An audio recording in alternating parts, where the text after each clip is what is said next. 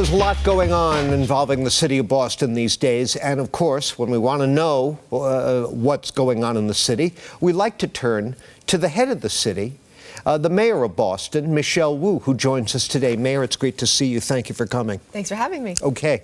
The day before this interview was taped, you reached an agreement with business community leaders to raise the commercial property tax rate for the next 4 years to make up for projected revenue shortfalls due to sharp declines in commercial real estate values.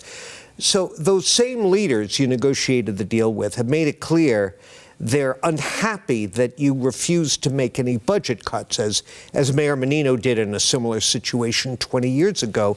And in his statement on the deal, your chief negotiating partner, Jim Rooney of the Chamber, said the deal, quote, does not solve the underlying structural changes to the commercial property market.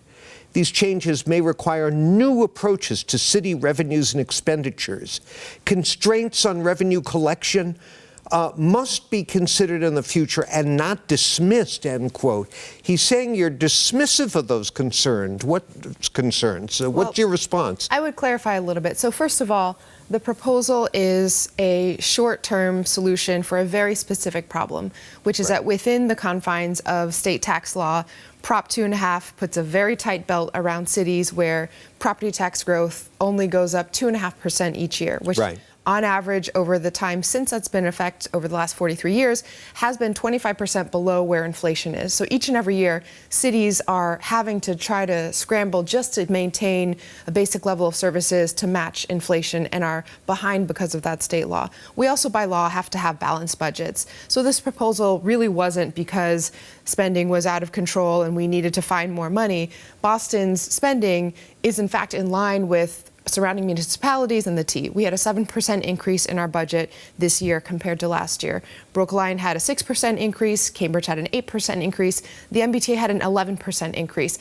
And this is because many of us at the city level or at the agency level, our budgets are driven by salaries and workforce. And many of these unionized workers had not had a cost of living adjustment since the pandemic. And so a market adjustment one time, making sure that we are able to attract and recruit and retain workers, that across the board is a very different time. I also want to add that when Mayor Menino put this in place 20 years ago, he did not make budget cuts in response to this. We have for 2 years running up to his home rule petition, he did cut the budget. Budget cuts, the city of Boston in our modern history has never made a mid-year budget cut to ourselves. There was 1 year in 2009 when the state cut money to cities and we had to adjust. But I think what they mean by cuts is reducing the percentage of budget growth year after year. Because again, we have to increase the budget just to maintain services. But this has never happened mid-year in a budget. We've been very clear that we're entering times of economic challenge. The city does have to expand our revenue sources and make sure that we are being very responsible. Well, at the state level, they made 9C emergency budget cuts. Governor Healy did, and a very different structure. Hold on just a second. I'm sorry, Mayor. State budget grew by, I believe, between 3% and 4% by comparison with some of those other increases you cited. But what about Rooney's? He uses the word dismissive. Are you dismissive of the concerns of the business community about budget growth and the longer-term implications of it? Absolutely not. I think we're all on the same page in that for our city to thrive, our economy has to thrive, and that means businesses and residents truly depend on each other. We need great jobs in the city, and our companies need residents to be stable and healthy and rooted in the city as their workforce, as their customers. And so we are all interconnected. What I think you might be referring to there is we are on the same page about Boston needing to have continued fiscal discipline into the future. We have a AAA bond rating. We've maintained that, and the bond rating agencies have supported the actions that we've taken. But what I did say was not feasible right now was to make immediate budget cuts after our budget has been approved. That has never happened in modern history. for the city itself. Planning for future years is different, and we're on the same page there. Do you anticipate smaller budgets in the next couple of years? Absolutely. This year included the police contract, the fire contract, the EMS contract being fully loaded into our budget for the first time, again, after years of those first responders not having any cost of living increases. So there was a bit of a market adjustment, but we are well in line to make sure that we are within our budgets and, as required by state law, have balanced budgets each year. Mayor, one other thing on this, and we'll shift topics.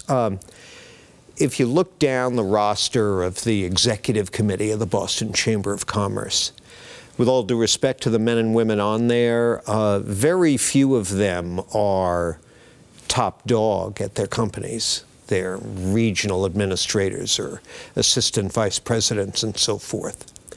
And it's been suggested to me by people who care about the city that we're slipping a little bit, that we're no longer a headquarters destination, even though I guess Lego is coming in, right? That's an exception to that. But that we're slipping behind in the competition with other cities, other states, for this kind of top-tier investment. Does that concern you? And how will that impact your thinking about financial matters going forward? I think there are two parts to that. The first is that our economy overall is becoming more and more nationalized and globalized. So whereas before, let's say 4 or 5 decades ago, a company would be a Boston-based, right, Boston Bank and Trust, or something grown locally, focused on a customer base here. Today, with the internet, with Zoom, with the ability to communicate anywhere around the world, companies have to be serving customers really across the entire country. They don't need to be here. Competitive. Yeah. It's very hard to focus just in one area. And so that has meant that there's been a lot more nationalizing in general. But I would say the other piece is that we still maintain and are pushing hard to increase our competitive advantage when it comes to specific industries.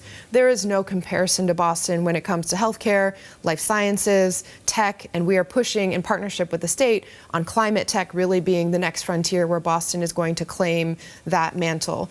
There are so many companies now in terms of data, AI, and the next wave of innovation where with our universities, with the workforce and talent that we have here, we are well positioned. Overall, the world has changed. It's no longer a place where if a company builds a building, they have jobs, people will move there to do the jobs. It's the opposite of that. Companies are moving to the places where people want to live, and so they can find the best talent there. That's why Lego's coming to Boston. That's why so many other, we cut the ribbon on Eli Lilly's largest site outside of their main headquarters. EMD Serono has located in the U.S. for their very first spot in Boston, and we have more to come. So you're not worried that we might be pricing ourselves out of the competition? Affordability is absolutely the number one concern that I hear. I've done a lot of town halls with various large employers in Boston, and their employees bring up the cost of housing and the reliability of our transit system. I mean investors, businesses that might say, oh, Boston's an interesting place, but too expensive for me to do business there.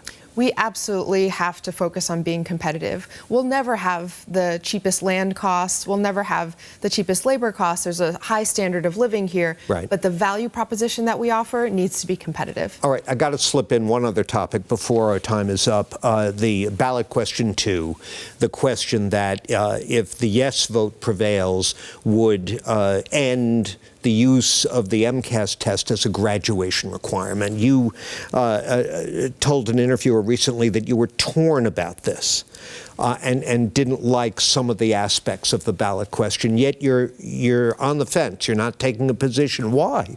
I'm not taking a public position on the ballot questions this election cycle. Okay, how about privately? How are you going to vote? I will make sure I do that. I'll say on question 2 in particular, you know, I have 2 kids in our public school system and about to go in for another 18 years very soon. We need high standards. That is what sets Massachusetts apart, is that employers, residents, communities know that they can depend on rigor and quality and education in our school system, and we need to continue closing gaps in that. Standards don't have to be revolving around specific types of testing as high-stakes testing. The challenge here with this ballot question is that although the MCAS does not encapsulate every learner's specific needs, and there are challenges with having that as the single standard, there hasn't been an alternative proposed as part of this. There's a mechanism where a commission would be set up to study and then do something down the line, but we want to make sure that a degree means something. So the teacher union says, oh, don't worry, your local district will set the standards going forward and it'll be fine. Yeah, that's not satisfactory for you? You need to have consistency across the state, some way to assess what is happening. It should not be connected to high-stakes testing, but that should be in place, I believe, rather than having a period of uncertainty. In Boston, for example, we just got back the results from, I got by email, the kids' results as they went through the MAP testing that they do every year as an assessment that gives feedback to classrooms and to schools about what areas need additional work or what areas where a child is already excelling they could use more enrichment. And that kind of feedback is absolutely critical. Mayor, thanks for your time. Of course, the red carpet's always out here. Please come more often. We enjoy talking with you. I'd like that. Thank you so much for having me. Appreciate it. Thank you.